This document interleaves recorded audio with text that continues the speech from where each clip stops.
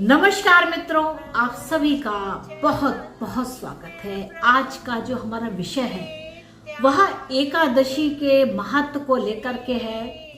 एकादशी तिथि एक मास में 2 बार आती है। तो ये जो 2 पक्ष होते हैं, कृष्ण पक्ष और शुक्ल पक्ष, तो इनके लिए जो तिथि निर्धारित है यानी कि एकादशी यानी कि 11वीं तिथि, वह बहुत लाभ देने वाली होती है। अब जैसा इसका नाम है एकादश यानी कि 10 के साथ एक और, तो ये 11वीं तिथि हो जाती है। तो जो यह एकादशी होती है, इसमें जो व्रत का विधान है वह श्री हरि को ध्यान करते हुए इस व्रत का पालन किया जाता है। और इस व्रत में कोई भी अन्न प्रयोग में नहीं लिया जाता। इसमें आप अन्न के अलावा जो भोज्य पदार्थ हैं, जैसे फल हैं, सब्जियां हैं, और अगर आप नमक का भी यहाँ पर प्रयोग नहीं करते हैं तो थोड़ा लाभप्रद रहता है। और अगर आपको आवश्यकता है कि आपको नमक प्रयोग करना ही है तो आप हिमालयन सॉल्ट या सेंधा नमक का प्रयोग कर सकते हैं अपनी आवश्यकता के अनुसार। तो यह जो एकादशी व्रत है, यह अगर स्वास्थ्य की दृष्टि से देखा जाए तो ये बहुत उत्तम है।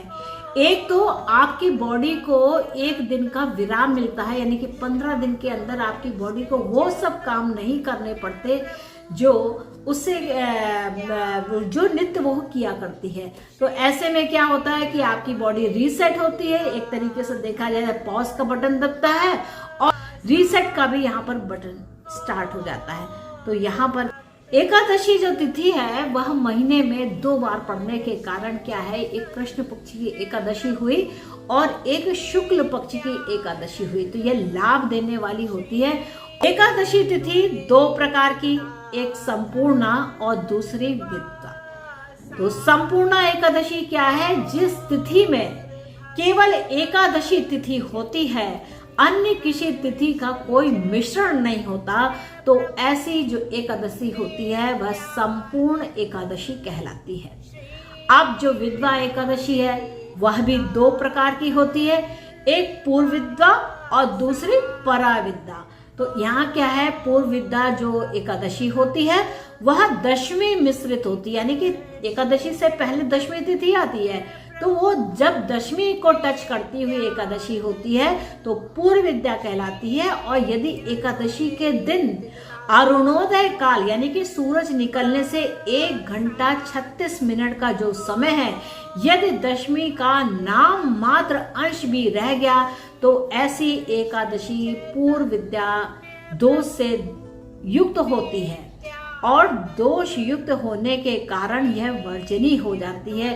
तो यह एकादशी दैत्यों का बल बढ़ाने वाली होती है। तो यहाँ ध्यान करना कि जो पूर्व मिश्रित एकादशी है वह दैत्यों के बल को बढ़ाती है और इसमें पुण्य नष्ट हो जाती है, यानी कि दशमी और एकादशी का अगर मिश्रण है तो उस दिन एकादशी का जो व्रत है उसका पालन नहीं करना चाहिए। इसी प्रकार जो दूसरी है, यहाँ पर पद्म पुराण में यह वर्णित है कि वासारम दशमी विधम दैत्यानाम पुष्टिवर्धनम मदियम नास्ति संदेहा सत्यम सत्यम पितामह।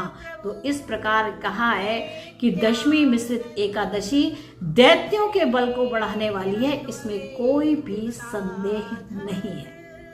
अब पराविद्या की बात आती है तो द्वादशी मिश्रित जो एकादशी होती है वह पराविद्या एकादशी कहलाती है। द्वादशी मिश्रिता ग्राह्य सर्वत्र एकादशी तिथि, द्वादशी मिश्रित एकादशी सर्वदा ही ग्रहण करने योग्य है, यानी कि जिस एकादशी में द्वादशी तिथि अगर वहाँ मिश्रण हो रहा है तो वह जो एकादशी है वह बहुत ही अच्छे परिणाम को देने वाली होती है, यानी कि पुण्य प्रताप और पुण्य फलों को देने वाली होती है। इसलिए भक्तों को परविद्या एकादशी ही रखनी चाहिए। ऐसी एकादशी का पालन करने से भक्त में वृद्धि होती है और दशमी मिश्रित एकादशी का व्रत करने से यहाँ पुण्यों की हानि होती है और पाप फलों में वृद्धि होती है। तो देखिए यह एकादशी का महत्व है, ये बड़ी महत्वपूर्ण विषय होते हैं कि लोग एकादशी का तो व्रत रहते हैं, लेकिन यहाँ पर पद्म पुराण कहते हैं कि दशमी तिथि से मिश्रित जो एकादशी है उसका त्याग कर द्वादशी मिश्रित एकादशी को ग्रहण करना चाहिए। यानी कि जो आपका व्रत है वह जिसमें द्वादशी लगी हो उस व्रत को, उस दिन का आप व्रत करें। तो मित्रों, आशा है कि आपको मेरा यह एपिसोड अच्छा लगा होगा कि एकादशी की बात को आपने सुना। आखिर एकादशी का व्रत किस दिन करना चाहिए, क्योंकि ये बहुत लोगों के मन में शंकाएं रहती हैं, ऐसे विचार रहते हैं, जिसका समाधान करने का मेरा ये एक छोटा सा प्रयास है। तो मित्रों, आशा है कि आपको मेरा यह एपिसोड अच्छा लगा होगा, और आपने मेरे इस एपिसोड को अगर एंजॉय किया है तो कृपया मेरे चैनल को लाइक कीजिए, शेयर कीजिए और सब्सक्राइब करना तो बिल्कुल मत भूलिएगा। तो चलते हैं मित्रों नेक्स्ट एपिसोड में किसी और विषय के साथ। तब तक के लिए नमस्ते।